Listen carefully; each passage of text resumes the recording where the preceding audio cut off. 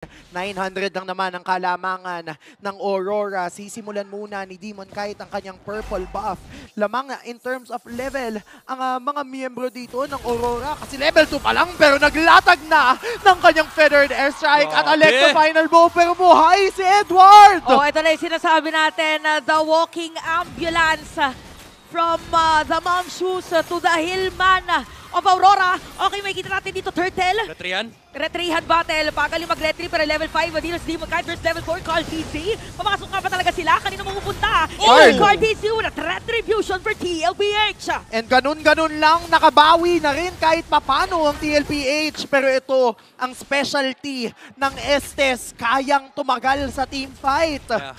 Yun nga yung kinagandahan eh. Kumbaga parang medyo all-in yung laro dito ng TLPH pero kaya i-sustain ni Renegade. But so far, TLPH, kahit paano nakuha nila yung pagong, so may momentum na makukuha ng konti dito yung kanilang mga heroes, especially with the XP advantage. Pero yung damage talaga, yung difference, dun magkakatalo eh. Oo, at ngayon, almost 900. 1K yung kalamangan ni Doming Kite against Oheb na pauwi din niya. Kasi grabe yung pag-alaga ni Renegade. Wala na, rep na yan. Tsaka hindi na masyado nakapag-clear si Oheb. Kaya lagi kailangan sumama din ni JP dun sa may lane ng TLPH. So focus tayo ngayon sa lane ng mga paldo. Dati din tinawag na paldomeng si Doming Kite. At tinatawag din na paldo. Ngayon si Oheb, kailangan tulungan ng kanilang mga kakampi. Oo, kaso naka-freeze yung assets niya eh. Freeze yung lane eh, nanlamig yung minions eh. Parang isang buong minion wave actually yung na-miss dito ni Oheb. So, yung snowball na usually kailangan ng Bruno, baka hindi natin makita from TLPH. May late game aspect pa rin naman yung Bruno ngayon, especially with the Malefic Gun. Pero ang nakakatakot kasi for TLPH, yung paparating na power spike ni Doming Kite. At 5 minutes, and yun yung makikita natin. Spear of Alpha hindi muna ko-connecta. Napasticker pa si Renegade na available na on shop. Pwede niyong bilhin ng battle emote ng ating mga teams. Nagpapakawala ng bala. Umiikot si Demon Kite at tatamaan si Carl. Hinahabol na nga nila. Pero hindi papalag dito ang TLPH. Alam nila na medyo delikado rin dahil 4 na players ng Aurora ang nakapwesto doon.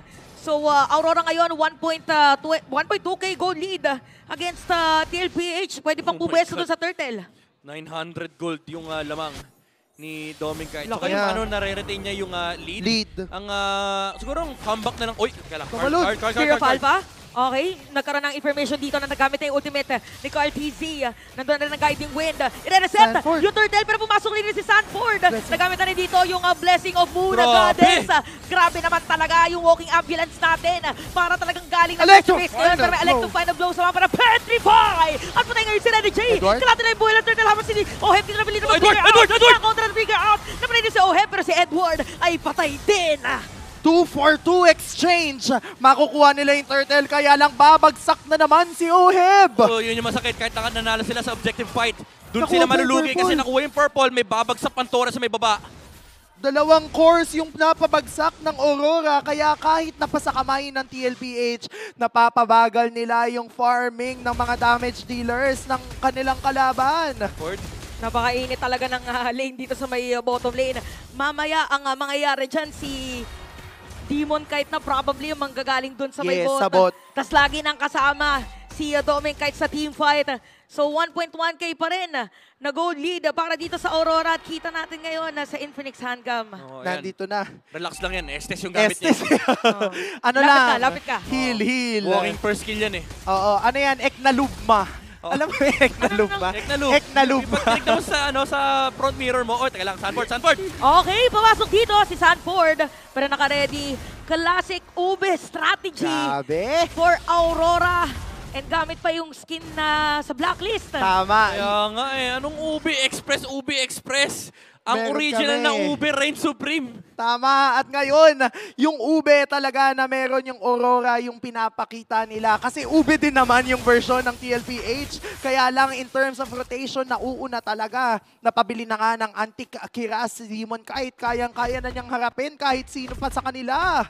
Again, storyline nitong dalawang teams natin. For Aurora, lahat ng mga laban nila last season, sila yung nanalo. For TLPH, gusto nila mangyari dito, makabawi naman. Oheb. Sa Aurora. Nagdash. Nagdash si Oheb. Wala lang tao. Pero walang kasama dito si Edward. Napanggap lang muna. Practice lang. May information naman na magagaling na sasama na doon sa may middle lane. Sobrang bilis talaga ng rotation because of this Matilda. Ang Aray, sakit! aray.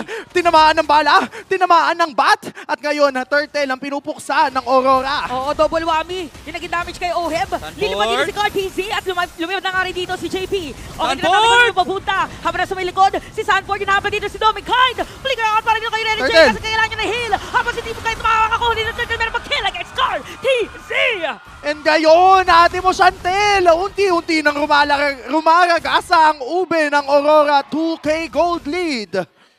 Grabe, pati yung Petrify Electro Final Blow ni Sanford, isang pindot lang ng ulti ni Renan J. Boy, ulit. Nabuo yung HP ni Dominic Kite and wala na sa posisyon dito yung TLPH and Demon Kite winning the Retribution battle against Cartezy. Ang dami rin kasing kumukontrol doon sa Alpha. Ang dami niya kailangan intindihin. Yung stun ni Edward, yung pagtalon ni Demon Kite, and yung Sanguine's Claw ni Yue. And ngayon, yung Sanguine's Claw talaga yung kailangan nilang iwasan kasi kapag nakahuli yun, nandun na yung paglipad at Electro Final Blow! Pinasok na nila para sasagutin lang dito ng ultimate ng S-Test. Habang sa Sadya naman ginamit ka dito ang kanyang Federal Strike. Pero paglipad si Oheb, mahuhuli nila. Flick out na gamit na rin. Okay, isa na patay para si The Aurora. It's gonna be Dominic Kite. At sa naman ng TLPH, patay si Sanford. Patay din si Carl TZ. Unti-unti nang sinasakal ng Aurora yung TL. Oh, medyo risky Sakit. plays. Risky plays ng TLPH at the very least napatay nila si Dominic Kite with the jump na nanggaling mula dito kay Sanford at pati na rin kay Carl TZ. Pero all in. Kailangan full effort, maximum effort mula sa TLPH para mahanap nila yung pwesto ni Dominic Kite. Nagkataon lang, wala rin kasing flicker dito si Dominic Kite. So yung Granger talagang viable yung kill, which was a good heads-up play mula sa TLPH. Pero coming into this next Lord fight, may flicker si Dominic Kite. Oo, mapapasabi na lang talaga tayo ng Ma'am Shupa Hill kasi ngayon grabe yung heal na ginagawa ni Rene J. Rene Hill At Rene Hill na talaga. Oh, tsaka ano siya, perfect KDA. Yes. 6 assists. Tsaka every time na gustong pumasok dito ng TLPH, naka-ready agad yung Blessing BOD. of Moon Goddess.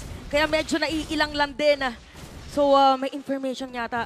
Or alam pa nila na nandito si Sanford? Alanganin yung pwesto ni Ah, Sanford. sige, Mababaril pero yung Petrify ay kukonekta. Alone na si Demon Kite pero minicro lang siya.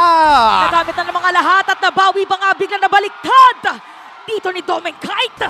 Medyo delikado yung apak ni Dominic Kite na muntik siya bumalik sa Electro Final Blow pero nandoon yung outplay, yung flicker. At the very least, sa POV ng TLPH, na-force nila yung flicker ni Dominic Kite pero at what cost? Libreng Lord para sa Aurora. Sinubukan nilang humanap ng trade na ngayon kasi wala na sila ng XP laner. Kulang sila ng isa. Lumulobo na yung kalamangan ng Aurora at 3.3k.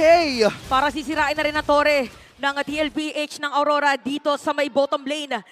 Ang taas na rin ng stacks 420. para kay Dominic Kite. And the 10 minutes pa lang. Grabe nga yun. 10 minutes into the match, magsaspawn na yung Lord in 2 seconds. Nandiyan na nga yung Lord. Pero may sabog pa rin naman kahit papaano. Pero wala na yung sabog doon sa bottom lane and mid lane, which means for the side of Aurora ay kaya nilang i-maximize ang unang Lord ng laban. Hahampas yung Lord. Eh may talon dito si Demon Kite, may Angie, flicker ganda din ng si pwesto. Edward. Pumasok na sila. Ang hirap nito. Mahirap nga itong magiging depensa na ginagawa ng TLPH. Maganda yung pwesto ni Sanji, kaya lang hindi talaga tumitigil sa pag-ariba ang Aurora. Nandiyan na ang At paglipad! bigla na nga lumipad si Sanji, nakita na rin nila. Okay na makakunik yung mga players ng Aurora. Pero tuloy-tuloy pa rin ang free hit para dito kila Oheb. And the rest, medyo matagal yung iba natin. Pero bigla na lang nawala dito si Oheb. At dire-diretso na. Meron pang Lord yung side ng Aurora sa may middle lane. Pero atras muna sila. Grabe, the ride for revenge. Pero Aurora pinipigilan ngayon na makabawi sa kanilang TLPH. Bawal umiscore ang TLPH kahit all in. Nakita mo yung effort ng TLPH kanina. Sabay na sabay yung pangalawang cast ng ultimate ni JP para ma-knock up dito si Dominic Kite alongside of the Spirit of the Alpha. Nandun pa rin naman yung chemistry, in sync yung coordinated play ng TLPH. Pero kailangan lahat i-commit nila para mapatay si Dominic Kite. Kung titignan nga natin yung naging replay, sinubukan talagang mag-start ng play. Kaya lang, kumonekta man yung Spear of Alpha as well as the Feathered Airstrike, hindi naging enough para pabagsakin lahat because of the sustainability coming from the Blessing of the Moon Goddess. Grabe yung grabe yung sustain. Parang lahat na ng mga klaseng sandwich play. Oo. Tinry ng Nakuha plan A, pa. plan B. Ayaw mamigay ni Demon. Kahit sabi niya, ganyan pakiramdam nung Hayabusa ko kanina. Parang ano ngayon paghihiganti na talaga. Kasi ganun din naman yung naging headline natin. Oo. Ang revenge natin sa Ano dalawang kasi, koponan. mainit kasi silang dalawa kanina, yung Baby Cakes duo eh. Wow! Grabe, sakto. 1 year. Happy anniversary. Happy anniversary sa'yo, Estes. Happy anniversary. Ang tagal ka na namin di nakita. Kanina, di ba binanggit may anniversary na din yung Kite Brothers? Yung Kite Oo. Brothers, oo. Grabe pala, celebration pala dapat tong Aurora eh. Pa-cheeseburger naman kayo. Baka naman. Baka naman, sunlight stick lang, San Jersey. Ang tagal na pala, no? Ang tagal na talaga, kaya nga nabigla tayong lahat. Kasi kahit sa MPL hindi siya ginagamit, and yung 1 year yata na yun, sa lahat yun in general, na hindi nagagamit yung Estes 10 seconds bago mag-spawn yung Lord. Hirap Ito pa din nito. naman yung Lord Ito na na. same. Kaya lang, kailangang makuha ito ng TLPH or else tutuloy-tuloy ang pagragasa ng Aurora. Oo, Ano kahit- na to, retry battle din.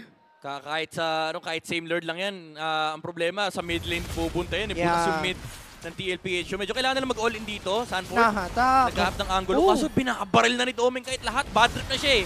Sabi niya, nakadalawang death na eh. Uy, nakita rin sa Sanford sa may gilid. Bibitawan yata muna yung Lord. Grabe, Na-reset. hinabol, Naramdaman, grabe, sobrang active ng mga players natin. Alam nila na kailangan nilang isa't isa para maging successful talaga ang teamfight. Even Dalawang the Sanford ulti, close, Wala na. si Yui dito ay binabantayan na. Nag-aabang at mapagmatsyag ang mga players ngayon habang si Sanford Oh, nandun yung sa may Lord. bottom lane. Edward? Is this it? Para sa Aurora, si Cartesi nag-aabang na perfect timing para pumasok. Lord! At sakto, Dayang Goat! But Aurora, nakakuha ng kill. Nakita si JP! Nakita isa. Hinahabol ngayon ng mga bala ni Doming Kite at napapaligiran ang aanaliwanag ng Aurora. Sanford, nagkakat na ng middle lane. Kailangan nila ayusin yung kanilang mga minion waves. Ang payanig sa Land of Dawn. Nandyan na nga ang ginagawa ng side ng TLPH na pag-respond. Sobrang crucial yung pagkakakuha na yun ng Lord. Kaya lang minus to sila at iba-burst ng Aurora yung Lord ng ganun-ganun Ang lang. bilis lang! Ang bilis lang! Sinalubong. Nandito pa si Demon kahit meron pa silang pang zone. Okay, nagamit dito yung fair Sakit! Medyo masakit ha. Nakita natin ang dash in. Papasok na dito si Full Sanford. Ginamit ang Electro Final Blow. At full HP Mamatay. ang bigla. At ang biglang nawala ay si Sanford sa kanyang Benedetta. Habang nandito na mga players sa TLPH. Aatras Oh! kill for the next standard. Grabe, sa pulsa mukha! Isang Bats Impact Death Sonata sabay tumama 100-0. Grabe yung damage output. Kaya ba nila itong i-def? 5 laban sa 3. Ano ang mangyayari ngayon? Pwede pa itong ipilit? Hindi, nagkaroon ng minion wave para sa TLPH. Mga harang ngayon, si Demon Kite, pero Torre muna sa Mabubuhay sa itaas. 8 seconds. Disiplina, slow and steady for Pwede Aurora. Ito na para mag-tower lock sila. Tinan natin pumasok dito. TLPH, That's patay it. si Cartesi. Patay din ang ilan. Inatay 4 minion seconds wave si sa may Owen. middle lane. Nandito si Sanford, even Sanchi, pero walang Feathered Feathered Airstrike! Hindi pa rin yata makakabawi. Dito, TLPH, dahil Aurora magwawagi para sa ating serye. Oh my Ano? goodness! Woo! Ube Original! Rene J. Pahil! Naisusulat